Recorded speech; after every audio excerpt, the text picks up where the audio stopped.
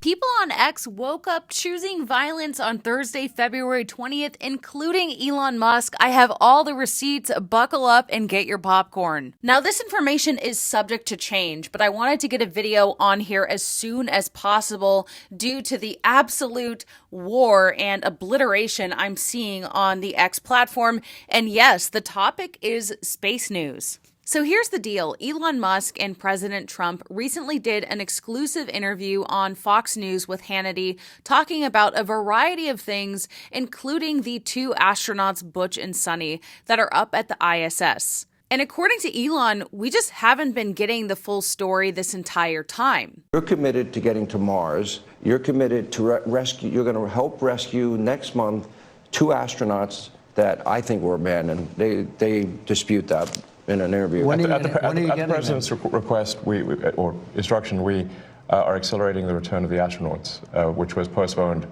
kind of to a ridiculous degree. They got left in space. They've been there. They were supposed to be there 8 days. They're there almost 300. Biden. They were yes, they were left up there for political reasons, which is not good. Okay, it's not good. And this clip did not go unnoticed. In fact, an ESA astronaut and commander of the ISS posted about this, Andreas Mogensen, saying, "What a lie," and from someone who complains about the lack of honesty from the mainstream media. And Elon Musk did not hold back. He says, "You are fully retarded. SpaceX could have brought them back several months ago. I offered this directly to the Biden administration and they refused. Return was pushed back for political reasons. Idiot." Andreas responded to that saying, "Elon, I have long admired you and what you have accomplished, especially at SpaceX and Tesla. You know as well as I do that Butch and Sunny are returning with Crew 9, as has been the plan since last September. Even now, you are not sending up a rescue ship to bring them home. They are returning on the Dragon capsule that has been on the ISS since last September." And the space community is taking notice. A very popular space YouTuber, Joe Barnard, shared Elon Musk's tweet from back in December saying, "Please post a bit more positive, beautiful, or informative content on this platform." Which clearly calling someone names is not exactly beautiful or inspiring. But Elon is getting triggered, and it's clear from this post from Ken Kirtland IV. He writes, "Just to make this clear, the Musk lie about the astronauts isn't SpaceX offered a mission. The lie is that NASA and even Biden didn't want SpaceX to bring the astronauts home because he no likey Elon, even though that's exactly what NASA did during Biden," which off-rip tells you how absurd this dumbass lie is. Wow, this is a little bit grammatically challenging. Why would NASA pay for a whole new Crew Dragon mission, $200 million plus, to interrupt the ISS schedule to bring astronauts back a few months earlier for no reasons, when they could just leave them on the ISS for free, put them to work on the station, and bring them back on the next scheduled Dragon, which is what they decided?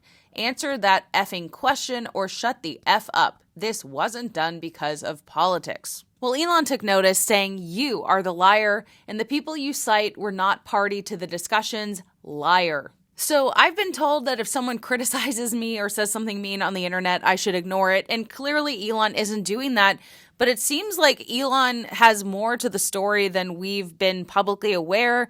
And this is groundbreaking if true, and I'm hoping that we get more details. Again, I'm just trying to give you a recap of what exactly has been going on today, because at this point, I'm fairly confused as to what the truth is. Now, Felix Spacetime also, quote, reposted Elon's "you are fully retarded" statement, saying, "Calling the commander of the International Space Station a slur is absolutely disgusting. Language like this won't be tolerated by the space community. Elon Musk, I implore you to see reason." And Nautilus Guitars responded to Felix, saying, "Dude, Elon offered to bring Butch and Sunny back very shortly after this whole debacle. The Biden administration, who openly hated Elon, refused to cooperate.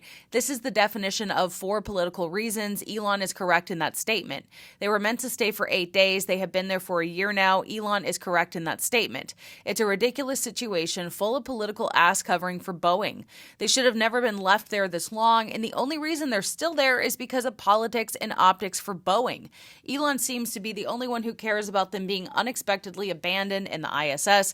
You can argue about the semantics all you want. I'd bet everything on the fact that Butch and Sunny are not happy about being left there. Nobody would be, just imagine that. They're professionals and would never express that, but they're humans with families who didn't expect this and cannot be happy about it.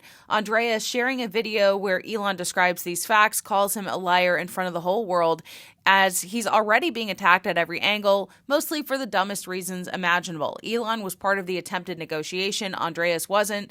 Elon has the inside scoop. Obviously, Andreas is being an idiot, likely to jump on the spaceman bad bandwagon and should have just shut the F up and minded his own business, so I don't feel bad for him. And Elon says exactly.